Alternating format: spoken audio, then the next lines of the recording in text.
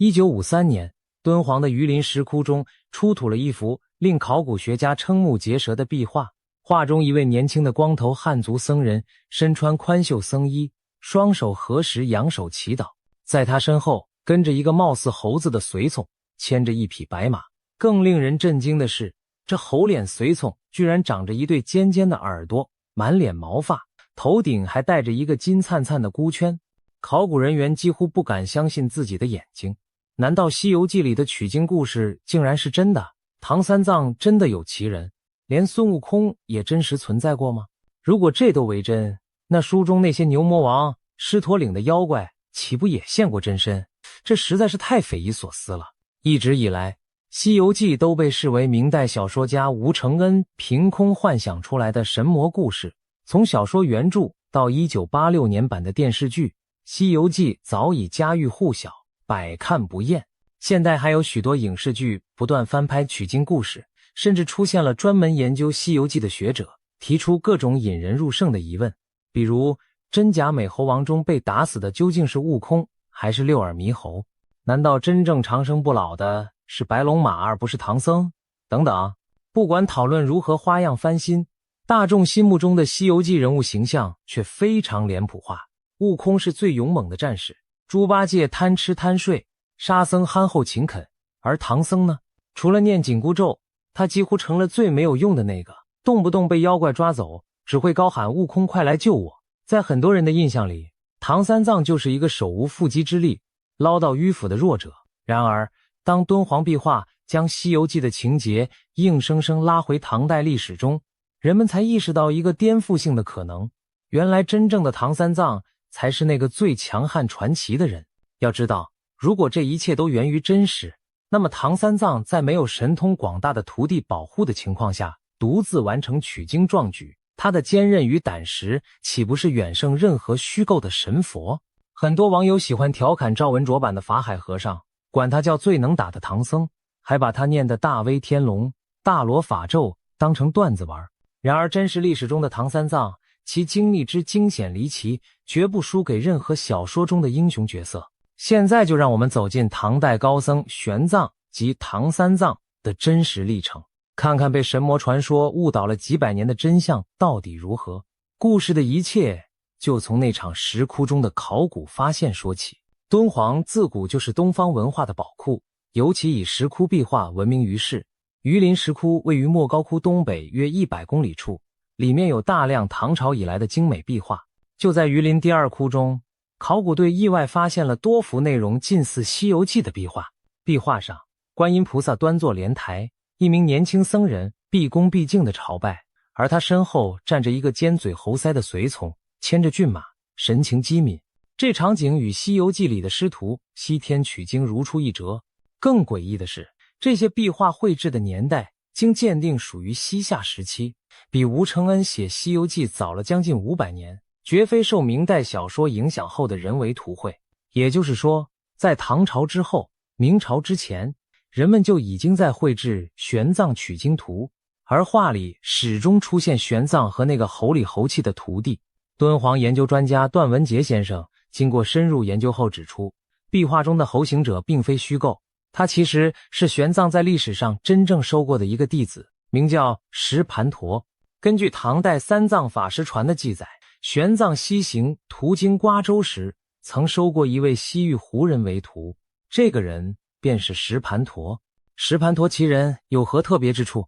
段文杰先生进一步推测，关于孙悟空的传说很可能就来源于这位石盘陀和尚。当时玄奘感化了这个胡人强盗，使其拜自己为师，因他是外族胡人出身，又皈依成为僧人，所以被称作胡僧。在汉语方言里，胡僧和胡孙发音非常相近。唐僧取经，胡孙帮忙这个流传民间的俗语，其实极可能原本说的是唐僧取经，胡僧帮忙。由于石盘陀五官粗犷，两颊胡须浓密，眼眶深邃，看起来颇有些猴相，老百姓讹传之下，就把这个留着大胡子的胡僧说成了毛脸雷公嘴的猢狲。就这样，一个本是凡人的西域弟子形象逐渐妖魔化、神话化，成为后来民间传说中的美猴王雏形。宋元时代有关唐僧取经的评书话本里，已经出现了猴行者辅佐唐僧的情节。吴承恩在明代整理诸多传说，写成《西游记》，正是将这个猴行者塑造成大闹天宫、72变的孙悟空。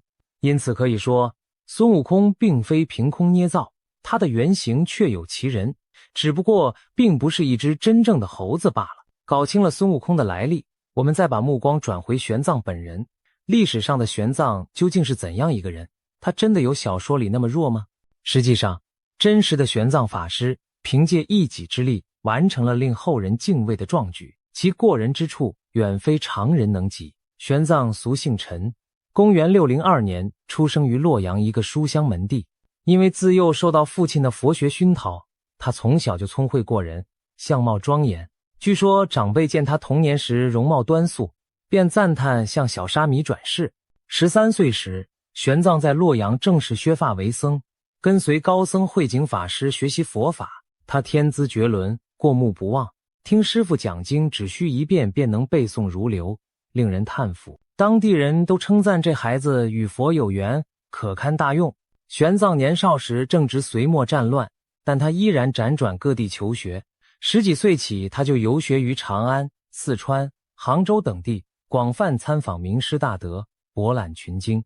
大约26岁时，他在长安已经小有名气，经常讲经说法，能把晦涩的佛理讲得深入浅出。这期间，他对佛教中各种派别的教义都有所涉猎，尤其倾心于印度高僧无著、世亲所著的《瑜伽师地论》等经典。然而让玄奘苦恼的是，不同译本的经文之间存在不少出入，有些义理甚至相互矛盾。为了真正厘清佛法源头，他萌生了一个大胆的念头，亲自前往天竺，去佛教的发源地取回真经。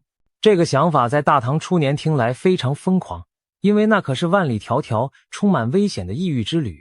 但玄奘心意已决。巧的是，他在长安遇到一位来自印度的高僧，二人切磋交流多日。那位印度僧人告诉他，家乡那边有许多大乘佛教的高僧在弘法著述，佛学思想博大精深。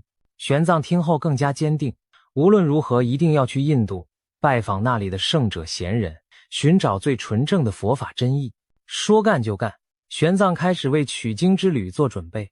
不过当时的唐朝并非想出国就能出的，唐太宗李世民正忙于对东突厥的战争，出于国境安全考虑，下令严禁人员擅自出关。出国需要官方批准的通关文牒，相当于护照。贞观元年，27岁的玄奘多次向朝廷呈交申请，均石沉大海。一起原本约好同行的几个僧人见到朝廷不放行，纷纷打了退堂鼓。但玄奘不愿放弃，通关文牒办不下来，他决意铤而走险，秘密偷渡出境。恰在此年关中地区闹饥荒，民不聊生，朝廷无奈之下开放城门，允许百姓逃荒求生，边防管控稍有松动，这反倒给了玄奘出城的良机。玄奘深夜悄然离开长安，踏上了西行之路。他先一路向西到达兰州，又辗转来到凉州。武威地处大唐西陲，靠近吐蕃和西突厥，当时局势紧张，常有战事。在武威城里，玄奘为躲避官府耳目，白天隐藏休息，夜晚赶路前行，同时抓紧时间向当地百姓传法讲学。然而他出关的计划还是走漏了风声。武威的节度使很快得知有个和尚企图私自出境，于是下令逮捕玄奘，准备将其押解回长安。千钧一发之际，当地一位同情玄奘的僧人得到了消息，连夜通知了玄奘。玄奘在这位僧人和其他好友的暗中帮助下，立即改从偏僻的北路偷偷出走。临行前，一位年迈的老人牵来一匹老马赠与玄奘。这老马非比寻常，传说他曾经往返西域伊吾国15次，熟悉西域路途，正可谓老马识途。人们把希望寄托在这匹经验丰富的老马身上，玄奘也满怀感激地带着他出发了。玄奘往西北方向绕道而行，避开了官兵搜查。他来到敦煌以东的瓜州时，眼前却出现了新的难题。再往前就是大漠关隘玉门关。当时玉门关外有5座烽燧，与关城共同构成边防封锁线，没有通关文牒，别说玉门关，连周围烽燧的驻军都不会放他过去。玄奘滞留瓜州1个多月，急得走投无路。这时，一个名叫石盘陀的青年胡人闯入了玄奘的命运。原来石盘陀在瓜州听过玄奘的讲经，被他的德行感化，决心皈依做弟子。他主动对师父说，自己本是绿林出身，熟悉边境地形和巡逻空隙，可以带玄奘绕过玉门关和烽燧巡防线，偷偷走出去，绝处逢生。玄奘大喜过望。师徒二人准备就绪后，石盘陀牵着那匹老马，在一个夜黑风高之夜悄然出发。他们一路向北，在玉门关上游约10里的地方找到了一处水浅流缓的河道，这里是疏勒河的支流。石盘陀带着玄奘涉水渡过葫芦河，成功绕开了玉门关主城和关卡，偷渡边境的计划进行得出奇顺利。然而就在穿越边境线后不久，这位徒弟的内心动摇了。石盘陀越走越心虚，担心私自带人出关会招来杀身大祸，他终于害怕起来，一转身拔出随身携带的钢刀，威胁玄奘立即掉头东归。面对这突如其来的变故，玄奘毫不畏惧，言辞凿凿地拒绝了徒弟的要求。他肃然对石盘陀说道，就算你不想再往西走，也不必怕我连累于你，我绝不会向官府告发于你，但要我现在半途而废返回中原，那绝不可能。我从出发那一刻起就发过誓，取不到真经，绝不后退半步。见师父如此坚决，石盘陀也无可奈何，他自己不敢继续犯险，只好掉头离去。就这样，玄奘和他的猴行者石盘陀师徒缘分浅薄，在边境线上匆匆分别。石盘陀并没有陪伴玄奘很久，但正如我们前面所说，他短暂出现的身影却在民间传说中被演绎成孙悟空一路护法的传奇，这或许也是历史的无心之笔吧。告别了石盘陀，玄奘彻底成了孤身一人，踏上漫漫征途。他继续向西，独自面对传说中800里流沙的茫茫大漠。玉门关外的五峰无人区是西行路上的第一道生死考验。当玄奘来到第1座和第4座烽燧附近时，都被驻守的校尉拦下，扬言要将这个私闯出关的和尚押送回敦煌去。玄奘情急之下并没有逃避，他义正辞严地向军人们表白自己的信仰和志向，说自己此行并无恶意，只是为求取佛法真经，不远万里，不惜性命。恰巧那2位把守的校尉都是信佛之人，听了玄奘的肺腑之言，他们深受感动，居然破例放行，让他通过了边防哨卡。就这样，玄奘侥幸越过了朝廷的封锁线，真正进入了荒无人烟的西域荒漠。然而更大的艰险才刚刚开始，离开最后一座烽燧，眼前就是一望无际的沙海，没有了人烟和补给。玄奘独自牵马踏入了传说中的大流沙，这是一片横亘在西域东部的干旱荒原。烈日炙烤下，四周不见任何道路，植物和水源连方向都难以辨认。玄奘孤身走了好几天，很快迷失了路线。更糟糕的是，他始终找不到地图上记载的绿洲野马泉，水带和干粮消耗殆尽，饥渴与疲惫像2座大山压下来。就在玄奘几乎支持不住的时候，一个念头在脑海中闪现，要不要先退回有人烟的地方取水，再重新出发？这个念头一冒出来，他立刻意识到自己动摇了誓言，回头取水意味着往东退却，而他曾发誓绝不后退。玄奘狠狠咬牙，强迫自己打消了退却的念头，继续向西跋涉。就这样，他硬是在荒漠中苦熬了4天5夜，滴水未进，几乎到了生命的极限。第5天的时候，玄奘和他的老马都已经极度虚弱，晕头转向之际，突然那匹经百战的老马奋力昂首嘶鸣，甩开缰绳，一路小跑。玄奘强撑着跟了上去，只见老马绕过前方一个沙丘后，竟奇迹般地出现在一小片绿洲旁。原来老马凭借本能闻到了远处的水汽，自己找到了野马泉的所在。玄奘匍匐在泉水边，痛饮甘泉，终于从鬼门关拉回了一条命。这惊心动魄的一幕，仿佛有神灵暗中相助一般。或许冥冥中真有菩萨保佑，否则一个人怎么可能靠信念硬撑4、5天不被大漠夺去性命呢？玄奘清醒后感念万分，他摸着老马的鬃毛说：“是你救了我们啊！”师徒情深，此刻他恐怕真的把老马也当成了自己的伙伴。穿越流沙河的考验是玄奘意志最艰难的锤炼之一。后世小说将这段经历加工为流沙河夜奔，还虚构出沙僧在此下河吃人，最终归顺唐僧的情节。其实真实情况更惊险，茫茫沙海中没有妖怪，但大自然本身就是最大的魔神，一不留神就会葬送性命。玄奘能挺过生死边缘而不放弃，靠的正是心中那股绝不动摇的信念。也正因为此，他在现实里并不需要什么法力护身符，他的坚毅就是他最宝贵的金刚护体。当玄奘饮水进食，恢复体力之后，他再次整理行装，继续迈向天际那头的未知远方。进入西域腹地后，玄奘很快迎来一些转机。贞观2年年底，玄奘翻越祁连山口，正式踏入了高昌国境内。这里终于又有人烟，他劫后余生，总算可以在绿洲城市稍事休整。当时西域诸国听闻大唐有高僧不远万里求法，都对玄奘非常敬重。高昌国王屈文泰更是早早派人热情邀请玄奘前来做客。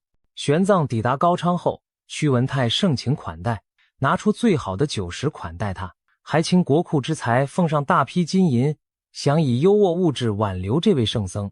屈文泰甚至承诺，如果玄奘愿留在高昌弘法，就为他建一座宏伟的寺院，并让全国人民皈依听法，不必去遥远的天竺受那千难万险。这诱惑不可谓不大，但玄奘去意已决，无心接受这优待。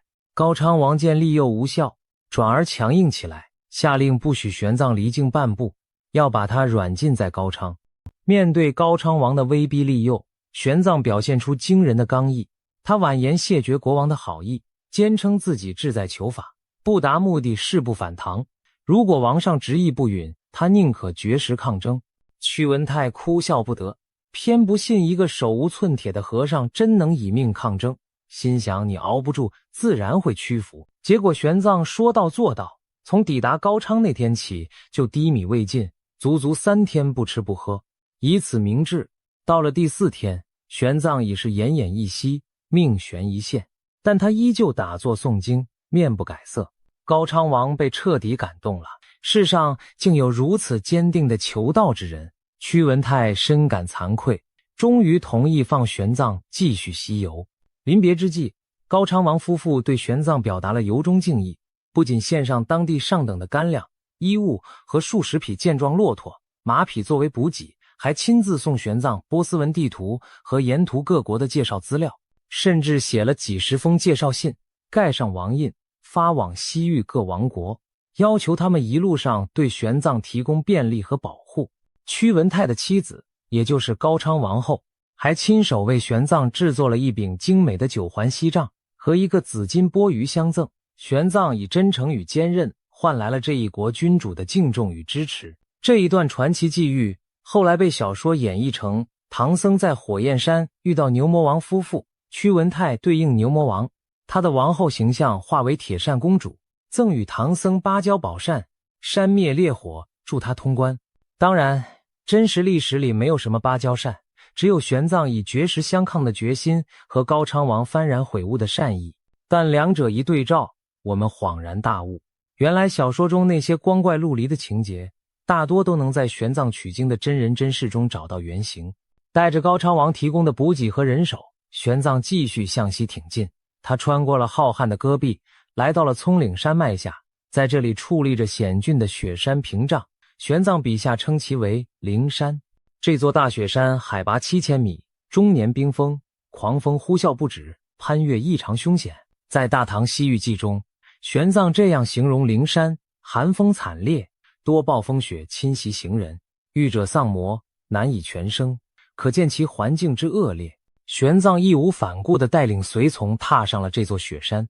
据记载，他们在冰天雪地中整整跋涉了7昼夜，全靠融化冰雪充饥解渴。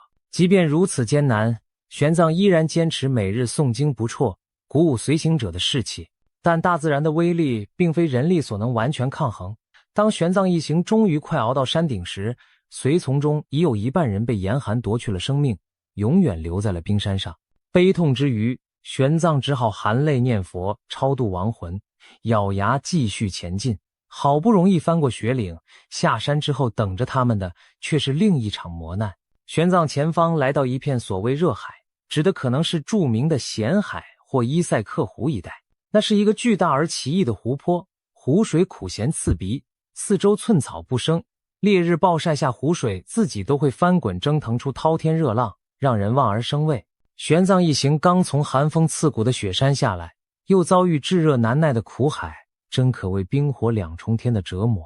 更艰险的还在后头。在继续西进途中，玄奘经过了葱岭以南的许多小国，有些地方战乱频仍，他不得不绕路而行。在今阿富汗境内，他亲历了一场部族战争，只能匆忙远离战火。在跋涉帕米尔高原的某座山谷时，玄奘又碰上一段极窄的小路，一边是峭壁，一边是万丈深渊，雪覆路滑，稍有不慎就会坠入谷底，葬身不见。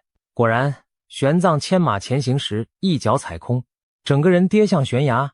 千钧一发之际，他双手乱抓，所幸抓住了一束坚韧的树根，硬生生掉在半空，这才没有掉下去。随从们赶紧将他拉回路面，众人谁都不敢相信，换了别人，这一跤必死无疑。而玄奘奇迹般死里逃生，难道真是佛祖保佑？经历这一场鬼门关，连玄奘自己都感叹命大，虔诚的跪地感谢上苍。连续的高山荒漠、冰祸天灾，把玄奘磨练得愈发沉稳。他渐渐体悟到，一切艰难皆是修行，皮肉苦楚不算什么，只要初心不改，任何磨难皆可度过。就这样，玄奘在西域和中亚一带足足走了3年多，跨越了当时地图上几乎所有的已知世界。公元630年前后，他终于抵达传说中的天竺，也就是古印度次大陆的领土。眼前展开的是一片与中原迥然不同的繁盛文明。玄奘先后造访了佛祖释迦牟尼曾经生活和传道的无数圣地，从蓝毗尼佛诞生处，到鹿野苑初转法轮之所，再到菩提伽耶悟道成佛之地，以及居士那罗涅盘之地。玄奘一路朝圣，内心无比激动。这一切曾经只存在于经典文字中的名词，如今活生生展现在眼前，他仿佛踏入了梦境。然而，等待玄奘的并非只是宗教朝圣那么简单，他肩负的还有更大的使命：求学和取经。在印度，玄奘很快感受到当地佛教文化的鼎盛，各个寺院高僧云集，经论辩难之风盛行。玄奘自己多年苦研佛理，但毕竟远离佛教发源地，一些印度佛学的新思想、新典籍是他前所未闻的。于是他马不停蹄地开始了在印度的学修生涯。首先，玄奘来到了当时全印度佛教的最高学府那烂陀寺。这座寺院相当于佛教大学，汇聚了数千名来自各国的学僧，有最渊博的导师、最完整的藏经和最严谨的课程。据史书记载，那烂陀寺当时住持大师戒贤论师已经106岁高龄，精通三藏教义，是德高望重的一代宗师。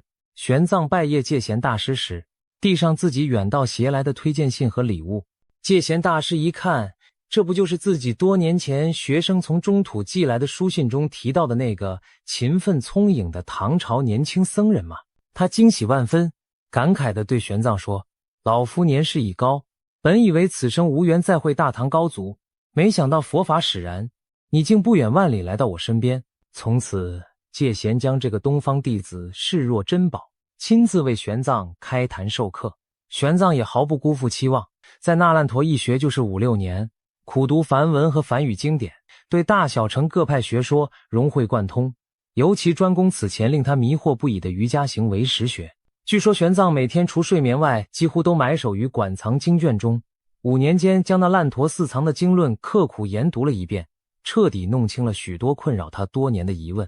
在当时的高僧圈子里，玄奘也渐渐崭露头角。玄奘声名远播，很快传到了当朝印度君主戒日王。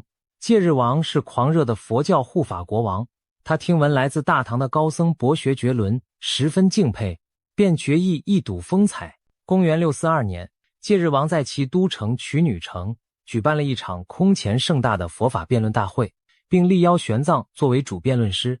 印度僧俗几千人闻讯赶来，据说18位印度各地的诸侯国王都亲临观战，可见玄奘在印度佛教界的影响之大。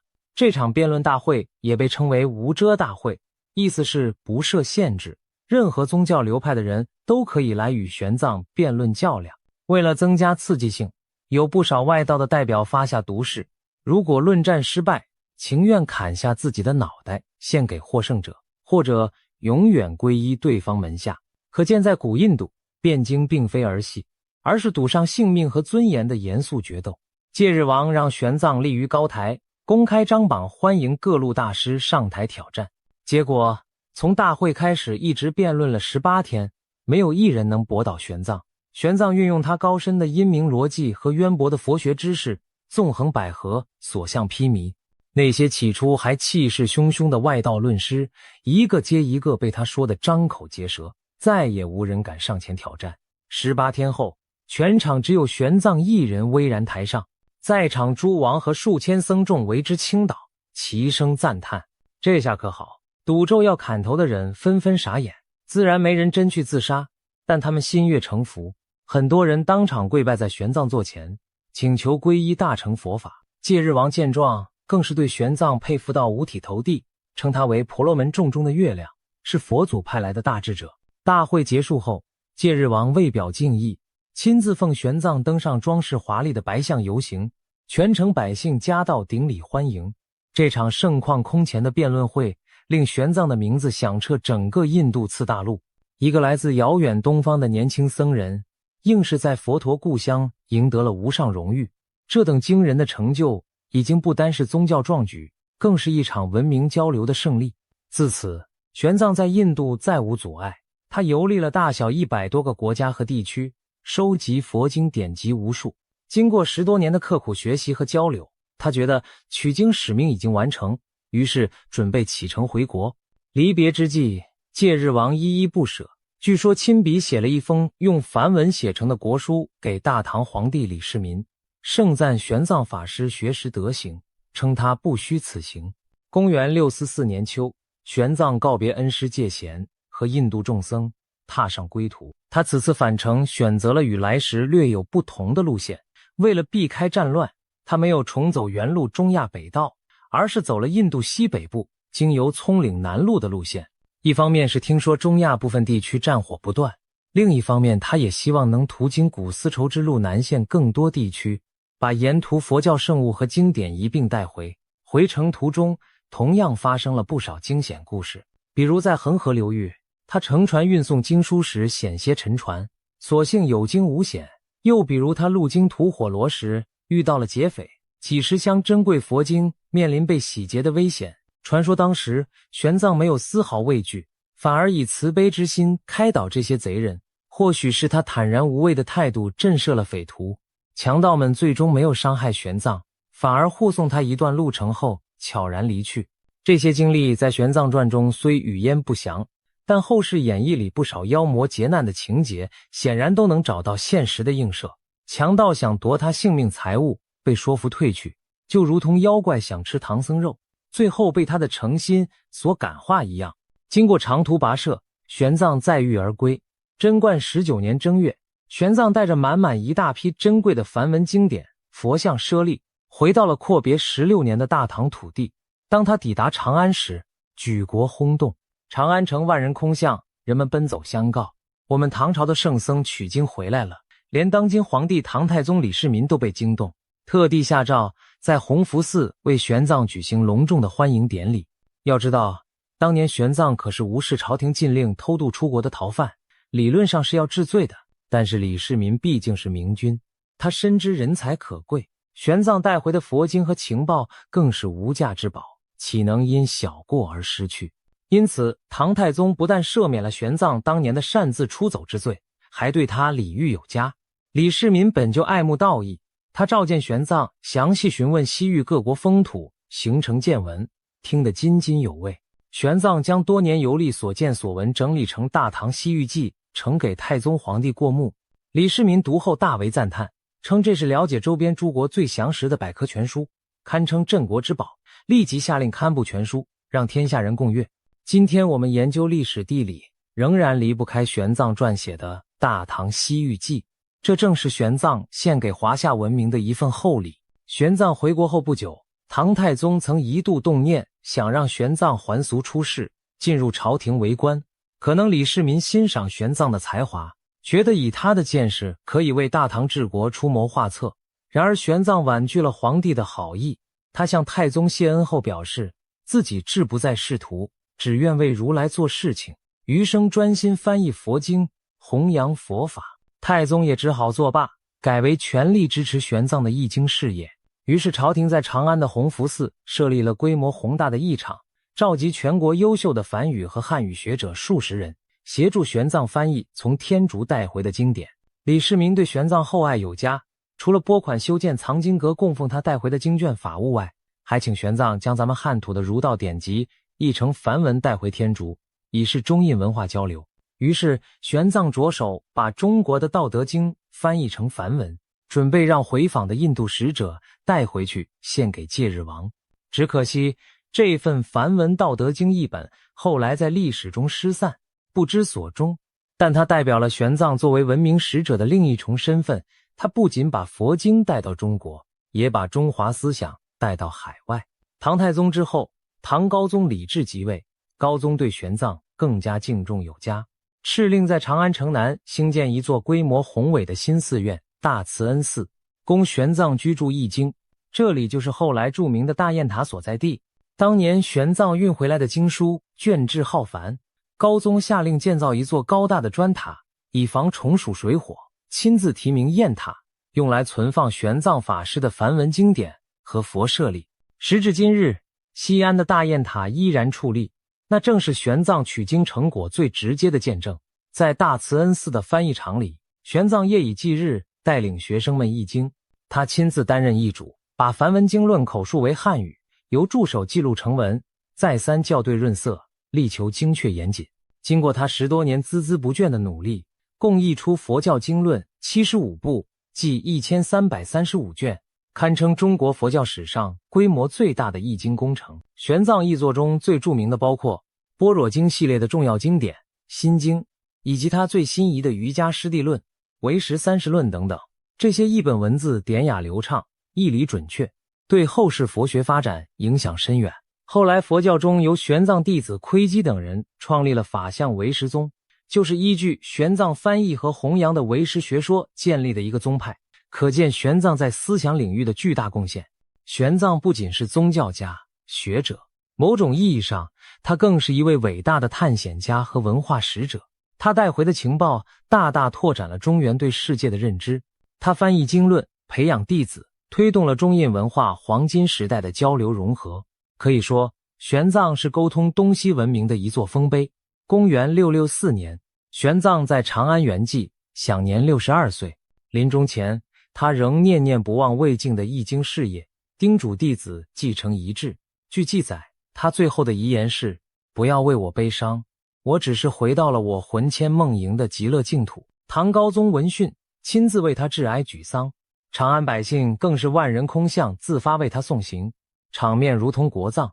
玄奘的遗骨被分成若干舍利，供奉于多座舍利塔。直到今天，中国和印度还有不少地方供有玄奘的衣钵或舍利，人们凭吊这位千古高僧，都无不敬仰动容。这样一位杰出人物，却在《西游记》的文学演绎中被塑造成一个胆小懦弱的取经人，不能不说是一种反差的戏剧效果。其实明眼人不难看出，小说作者之所以让唐僧显得弱不禁风，动辄遇难，总要悟空等徒弟来搭救，是有意为之。只有这样，才能突出其他3个徒弟的本领和忠诚，同时给读者增添戏剧冲突和笑料。如果书中的唐僧和历史上的玄奘一样智慧果敢，遇事不慌，那些妖魔鬼怪恐怕也难近其身，故事还怎么展开呢？因此，艺术创作进行了夸张处理，把玄奘的伟大内涵转移到悟空等弟子身上，塑造出性格各异的团队角色，让情节更加生动。这种加工无可厚非，但也导致了大众对唐僧本人的巨大误解。我们误以为他真如小说表现的那般没用，却忘了正是因为他的真实事迹过于不可思议，后人才不得不给他配上3个盖世神通的帮手，才能把整段征程演绎得合情合理。想象一下，在没有孙悟空72变，没有猪八戒9齿钉耙，也没有观音菩萨时时暗中相助的真实历史中，玄奘凭一己之力克服了重重艰难险阻，他遇到的每一个生死关卡都得靠自己度过，没有天兵天将会从天而降相救。这种情况下，他却依然完成了取经大业，把真经带回了大唐。试问，这样的通关难度，是不是比小说里的81难有过之而无不及？玄奘没有筋斗云可以一跃108000里，他只能一步一个脚印，丈量无边沙海和雪岭。玄奘没有金箍棒能呼风唤雨，开山劈路，他只能凭血肉之躯去对抗大自然的种种极端考验。玄奘身边更没有会喷火吐水的神龙白马，他只能依靠一匹凡马老骆驼走完那漫漫数万里。如果说《西游记》是一场充满外挂和神助的冒险游戏，那么玄奘所经历的就是真真正正的地狱难度。他没有任何队友，全程单刷，然而他硬是成功了。这样一比，高下立判，真正的唐三藏比传说中的唐三藏要强悍100倍。有人或许会问，既然玄奘那么厉害，为什么在传说里他却需要徒弟保护？其实我们不妨换个角度看，悟空、八戒、沙僧这3个徒弟倒像是玄奘人格中3种重要品质的化身。孙悟空桀骜不驯，勇敢机智，他代表了玄奘身上无所畏惧的勇气和灵活变通的智慧。猪八戒贪吃好色，常想放弃，但最终还是跟随取经到底。他或许影射了玄奘凡人本有的欲念和懈怠，玄奘则用严明的戒律和毅力战胜了内心的猪八戒。沙和尚忠厚勤恳，任劳任怨，他正像玄奘脚踏实地默默前行的恒心和毅力。可以说，没有孙悟空的本领，玄奘自己就是自己的大圣。他具备坚定的信念和无畏的胆识，去降服沿途的妖魔困苦。没有八戒的贪婪，玄奘6年苦读梵文，19年风餐露宿，从未放弃，对取经的执着从未动摇。没有沙僧的协助，玄奘依旧背负重担，一步步把成千上万卷经书带回了长安。从这个意义上讲，玄奘一个人完成了师徒4人才能完成的任务，他自身兼备了取经团队所有的优良品质。这样想来，我们不难理解，真实的玄奘为何能成功，那根本不是运气，而是一种近乎超人的信念、毅力与智慧的结合。这正是历史给予后人的真正启示。如今再回头看当年敦煌石窟里发现的玄奘取经壁画，我们有了全新的解读。画中玄奘身旁那个猴脸随从石盘陀，虽然只伴随他走过很短一程，但却成为孙悟空神话的源头，也成为后世无数艺术作品中美猴王形象的起点。而真正护送玄奘走完108000里路的孙行者，其实是玄奘自己，是他内心的勇敢和智慧。真正帮他翻越9981难的观音菩萨，是他心中的慈悲和信仰。玄奘用凡人的躯体完成了近乎神话的壮举，于是后人只能用神话去描述它。诚然，小说终究是小说，里面那些神魔精怪并不曾在人间真实出没过。然而，正因为玄奘的经历本就精彩绝伦，宛若传奇，才给了文人丰富的想象空间。人们在他的事迹上添油加醋，塑造出一个个奇幻瑰丽的故事，借神鬼之口演绎人间道理。我们既可以欣赏《西游记》的诙谐神奇，更应当记得在虚构背后那位一步一个脚印走过大半个世界的伟大行者。千百年来，玄奘的名字在历史长河中熠熠生辉，他的取经之路证明了人类信念的伟力，也把亚欧大陆的文明紧紧连接在一起。真实的唐僧到底有多强悍？答案是，他的强悍不在武力，而在精神。他没有降妖伏魔的法宝，却有坚韧不拔的决心；他没有3头6臂的神通，却有兼济天下的宏愿。孙悟空真的存在吗？也许我们可以说，玄奘心中的孙悟空一直都在，那个代表着勇敢、智慧与桀骜不屈的心源，正是玄奘自己内心的投影。佛法无边，苦海无涯。玄奘用他毕生的践行告诉我们，再平凡的人，只要怀有远大而纯粹的信念，也能创造出仿佛神话般的奇迹。当年玄奘历经万难取回真经，完成了常人难以完成的事业，这段真实的历史本身早已超越了神话。下次再读《西游记》，我们不妨记住，正是因为有玄奘这样一个凡人英雄的存在，才诞生出后世美猴王的神话传说。而有时，真实的人间故事远比传说更加动人心魄。玄奘西行的传奇将永远激励着后人，告诉我们信念与勇气的力量究竟有多强大。